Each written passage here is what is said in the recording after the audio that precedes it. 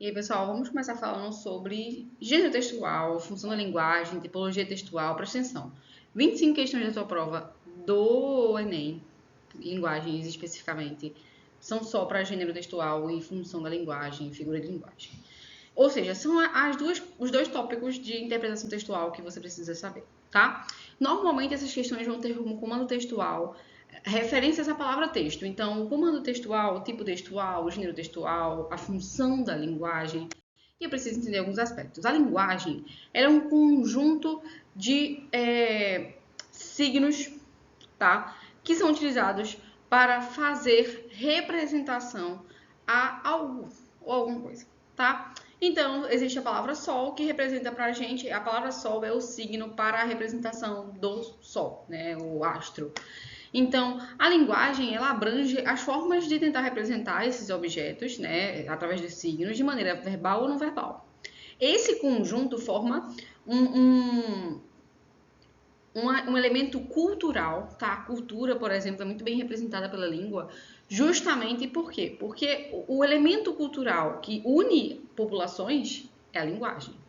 Tá? Então, a linguagem, a língua é um conceito de um conjunto de pessoas que conseguem compreender o mesmo signo linguístico. E o signo linguístico é o conjunto de signos utilizados por uma língua para representar objetos. E aí, o que é texto? O texto já é uma tentativa de organização de palavras, expressões, frases. Às vezes, a expressão conta. Por isso vem a parte da não verbal. Existem textos verbais e não verbais, tá? Que vão exceder, fazer o trabalho da comunicação. E o que é o trabalho da comunicação? É a transmissão de ideias, né? A comunicação, de fato, ela só se dá quando existem 6 elementos ocorrendo. Então, preste atenção, porque você já sabe disso. Você já viu isso na aula de função da linguagem. Eu preciso revisar com você, porque você vai perceber que são contextos muito semelhantes, tá? Então, preste atenção. Em relação agora, eu estou me comunicando com vocês porque eu estou utilizando primordialmente da língua do português, para vocês compreenderem, que é o nosso código. Tá? O código é justamente a língua, o conjunto de signos para representar símbolos. Tá? Além disso, eu estou passando um texto para vocês, tá? Que é a minha mensagem. A mensagem pode ou não ter um referencial. De onde ela está vindo? Está vindo da minha cabeça? Ou eu estudei isso para passar para vocês? Né? Então, eu estudei isso. Existe um contexto, uma referência do que eu estou me referindo. Existe o nosso canal de comunicação. Estou utilizando meu canal de comunicação, a voz, para gravar essa videoaula. Tem isso aqui, o microfone. E para você ouvir essa videoaula, você está utilizando o seu canal de comunicação aí, que deve ser ou o seu fone de ouvido, ou então o seu alto-falante do seu celular, ou do seu computador. Ou seja, eu vou ter vários canais pelos quais a comunicação pode ocorrer. Através disso, eu entendo que eu sou a emissora que estou produzindo essa mensagem e vocês são os receptores que estão recebendo. Através desses 6 elementos, começa-se o estudo das funções da linguagem, que eu vou só fazer uma breve revisão para a gente não conseguir segregar função da linguagem de tipo textual. A função da linguagem é a análise de qual é o foco utilizado naquela linguagem para eu saber se aquilo ali é verídico, se não é verídico, se eu tenho que esperar real, não esperar real daquele texto, né? Vamos lá. Vou focar na linguagem talvez mais simples e mais utilizada por vocês no cotidiano. A linguagem mais utilizada por vocês no cotidiano é a emotiva, porque vocês são os emissores das suas comunicações, e quando a gente foca só no que o emissor está emitindo, emissor emitindo, numa linguagem é emotiva. Então, a função da linguagem emotiva é falar sobre os meus sentimentos, sobre os meus pensamentos. Ela quer passar a minha percepção, então é uma coisa subjetiva. Vocês acham que tudo que eu falar é real? É a minha percepção sobre aquilo? Provavelmente é, né? Chega a pessoa assim, rapaz, porque fulaninho fez isso e aquilo, uma história bem aumentada, você já sabe que você não pode esperar que aquilo ali é tudo verdade. É uma fala no sentido conotativo, com mentira, cheia de figuras de linguagem, né? Qual é o objetivo? Passar a sua emoção, né? Então, nesse tipo de função da linguagem, eu vou esperar a verdade.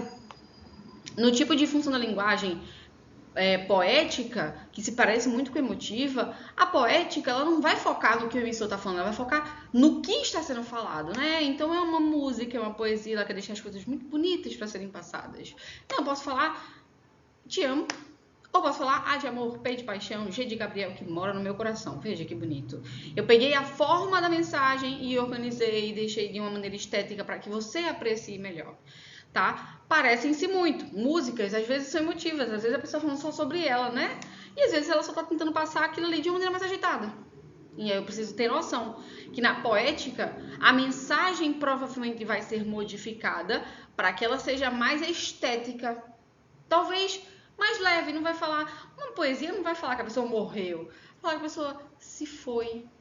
E isso não é tão real. Falar que alguém se foi, eu posso entender como que a pessoa realmente se foi aí.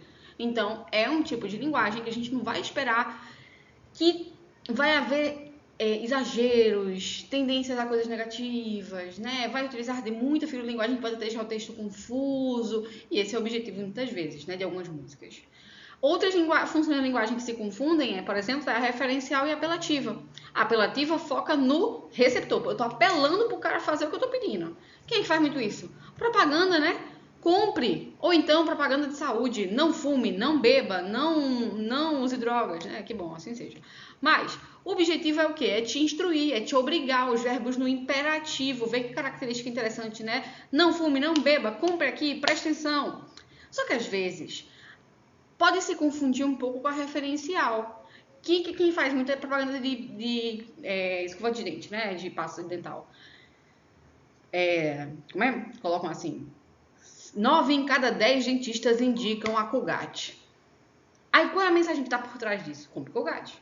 Né? Só que aí, se a gente for olhar Bianca, entendi. Então, como isso é uma pesquisa científica e ela está focando em ter uma referência, em provar que ela sabe o que está falando, que ela está falando de uma coisa que é real, então é uma linguagem referencial.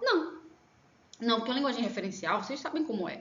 Aparece lá no jornal, segundo tal fonte, tal dado, tal ano, aquilo ali bonitinho. Então, a apresentação da referência, o foco é às vezes muito mais na referência do que de fato na informação. Quando o cara fala assim, 9 em cada 10 dentistas indicam Colgate, indicam em relação ao quê? De quando é essa pesquisa? Qual é o ano dessa pesquisa? Quem foi que fez essa pesquisa? Indicam em relação ao quê? A não escovar os dentes, a outras marcas de dente, a escovar o dente com chocolate? E aí? Essa informação não lhe é dada, essa referência é escondida de você, porque aquilo ali não está tentando te informar. Aquilo ali está tentando te convencer a comprar. Então, veja que interessante. Por que é importante a função da linguagem? Para você ter essa noção. Porque senão chega a sua avó e fala assim, rapaz, eu comprei Colgate para você, porque falou que indica os dentistas. E aí, por quê? Porque ela não tem conhecimento de interpretação textual para ter noção que aquela função da linguagem é uma propaganda, é apelativa, e eu não posso acreditar no que está sendo falado ali. Porque aquilo ali não tem referência, enquanto pesquisas científicas, de fato, com o objetivo de informar as pessoas, tem o ano, tem o local, tem os dados adequados, que nem vocês deveriam fazer na redação e às vezes esquecem, né? Mas aí vocês vão se organizar, eu acredito em Deus que isso vai acontecer.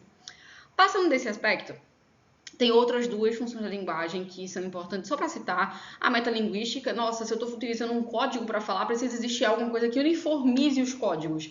É o caso do dicionário, é o caso de questões didáticas. O objetivo é que você entenda como funciona o código. E qual é o nome dessa função da linguagem? Metalinguística, a que fala da própria língua, né? A fala da fala. E aí essa função da linguagem é muito clara, é trazer para você o significado denotativo. Você não vai encontrar nenhuma figura de linguagem, nenhuma conotação, nenhuma coisa exagerada lá dentro, tá bom? Achei interessante que outro dia eu estava aqui falando com o Gabriel sobre preparação de carne, alguma coisa assim, e minha avó falava muito escalpelar. Quando ela ia pegar a charque assim para desfiar, né? Às vezes ela falava, não, vou escapelar isso aqui. E aí eu fui pesquisar o que é o escapelamento, lá foi eu, porque achei interessante o verbo, não sabia da origem, e assim, é uma parada bem chocante. O escapelamento era algo realizado com uma prática de tortura, mas no Nordeste aqui é utilizado pra gente como uma forma de fato, desfiar, destrinchar, até pesquisar, veja que interessante. Mas isso é um sentido conotativo, não é um sentido notativo. Eu não vou encontrar isso no dicionário. Aí eu lembro que ele falou assim, não lembro desse verbo aí que eu nunca ouvi falar. Porque eu falei, tu sabe escalpelar? Ele falou, sabe isso aí não. Eu fui lá fazer, ele falou, eu sabia fazer.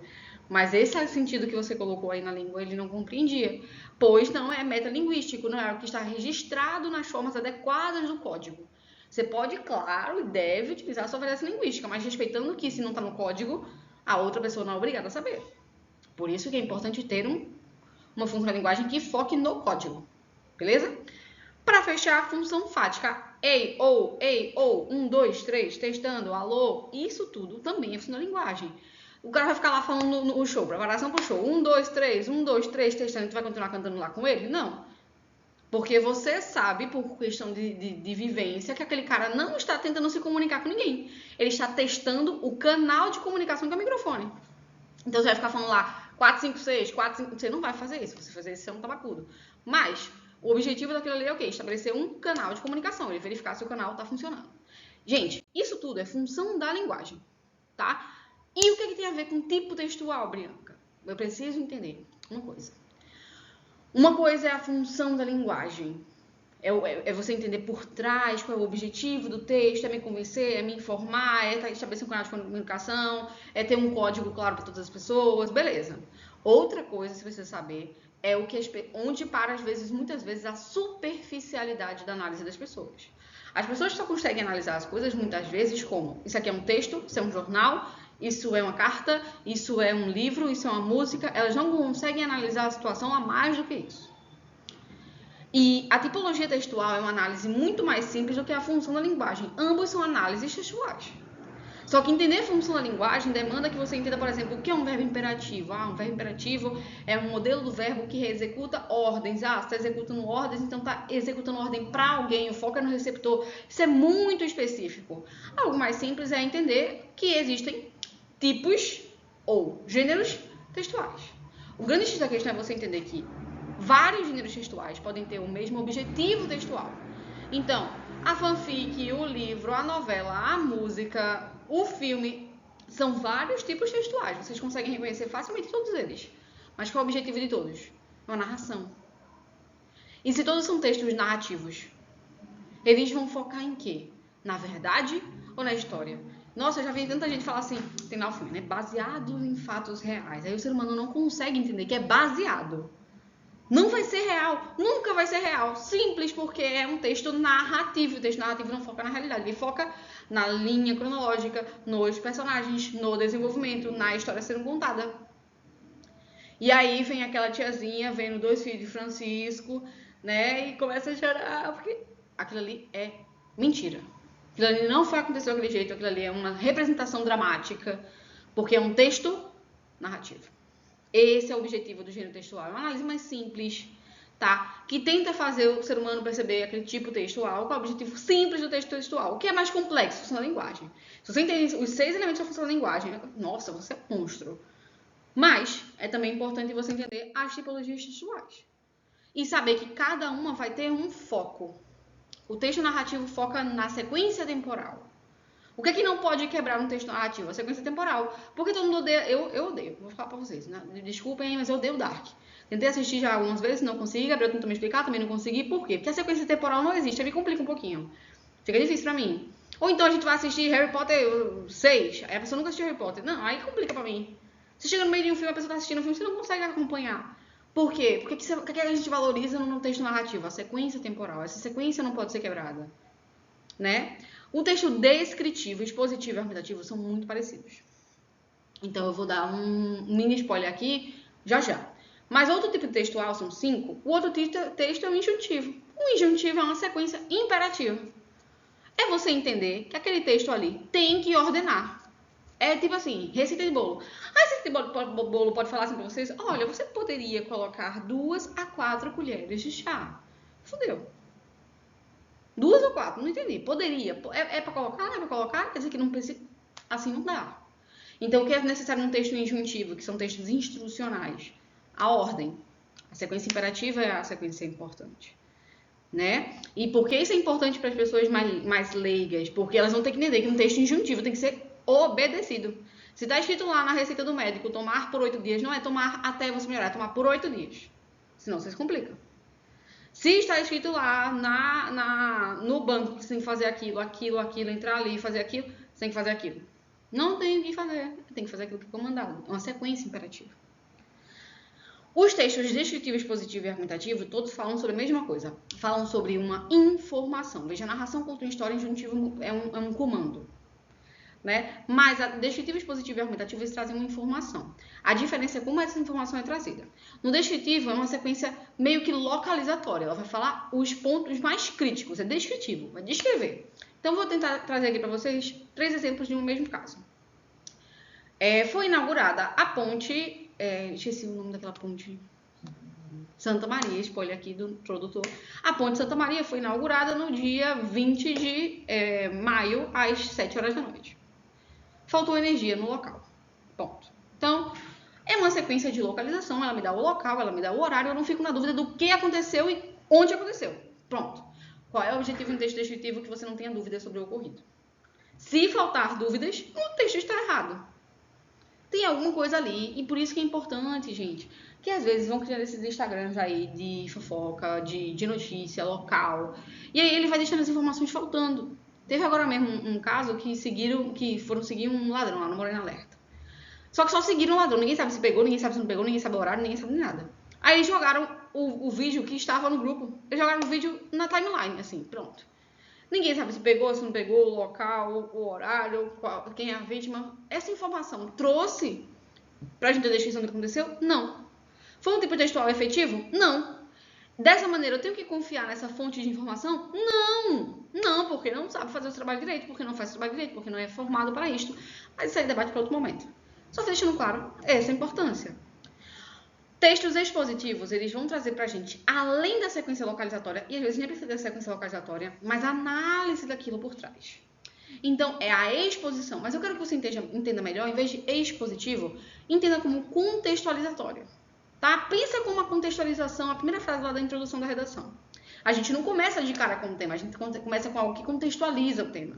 Então, a gente pode colocar assim: em frente às várias faltas de energia de Moreno e a Ponte Santa Maria, que inaugurou no último dia 20, ter a melhor iluminação da cidade de Moreno, questiona-se sobre a qualidade do serviço prestado em relação à subordinação energética. Ah, entendi. Então, agora o objetivo da matéria vai ser avaliar a questão energética. Beleza. A exposição é a sequência analítica. Ela vai analisar um problema, analisar uma situação, se propor a debater em tese. Mas é diferente da argumentativa, que você já sabe muito bem qual é o objetivo da redação na conclusão. Resolver, induzir, fazer o cara acreditar que aquele é o problema. Aí sim. Né? Às vezes o texto expositivo ele está só trazendo uma análise superficial, enquanto o texto argumentativo traz uma análise profunda. A parte argumentativa vai trazer para você um convencimento, vai trazer para você até que ponto o prefeito Edmilson é responsável pela falta de qualidade do serviço de energia Pernambuco em Moreno. Então, olha aí, já vai ter uma parada diferente, você já vai pensar, ele vai criar uma lógica explícita, mas a qual ele acredita, não você. E esse é o texto argumentativo e o texto expositivo se confundem muito, é importante que você tenha noção disso. Né? Jornais, muitas vezes, deveriam fazer seu trabalho de ser ou descritivos ou expositivos, mas às vezes acabam sendo argumentativos, trazendo pra gente uma análise que a gente nem tem. A gente estava assistindo agora uma série antiga, Refém, do Porto dos Fundos, e aí tem uma personagem, né, uma Betina, é como se fosse aquele programa, né, de morte, que passa de tarde, e aí rolou um acidente e ela fala, isso é culpa do presidente, isso é culpa da falta de saúde, falta de segurança e tal. Ele vai fazer você induzir pensamentos que você nem tem. E já são pensamentos arbitrários para você pensar no mesmo problema e chegar na mesma conclusão. Aí vão alguns gêneros textuais que respondem aos tipos textuais. Entenda que narrativo, injuntivo, descritivo são muito óbvios. A confusão aqui é o argumentativo e expositivo. Não esqueça, o expositivo vai trazer uma análise contextualizatória, mas não vai fazer você pensar em nada, vai deixar você em aberto para pensar. Argumentativo não, argumentativo vai induzir você a um pensamento e a uma solução. Aí vão aqui algumas características dos textos, tá? O texto narrativo vai focar nos protagonistas, no tempo cronológico, na sequência de acontecimentos. O descritivo vai trazer pra gente as informações de maneira bem localizatória, você vai ter certeza de onde aconteceu e como aconteceu. O texto descritivo tem essa característica. O dissertativo vai fazer com que a gente, que é o argumentativo, né, pense em uma opinião que foi induzida pra gente, né? É uma persuasão. Enquanto o texto expositivo, ele vai muito mais trazer dados, informações junto àquilo ali para integralizar você. Já a 10ª falta de energia no último mês. Opa, eu não sabia disso. Ele vai agregando informações, dados, mas não faz você pensar em nada. Ele deixa em aberto para que você pense. O texto injuntivo é um monte de ordem, você vai perceber muito facilmente. Tá? Gente, agora é praticar em sala de aula. Praticar bastante. Porque, de fato, a gente só aprende praticando. As questões de linguagens, elas são questões, as 25, né? São muito fáceis de acertar. E assim, se você não tá fazendo ainda 36, 39 questões de linguagens, e vai fazer, eu acredito em você, vai dar certo. É porque você não entendeu isso aqui. E vai praticar em sala, beleza? Espero que tenha ajudado vocês. Beijão, bons estudos. Anotem tudo que tá escrito no slide para não se perder. É isso. Beijão, tchau, tchau.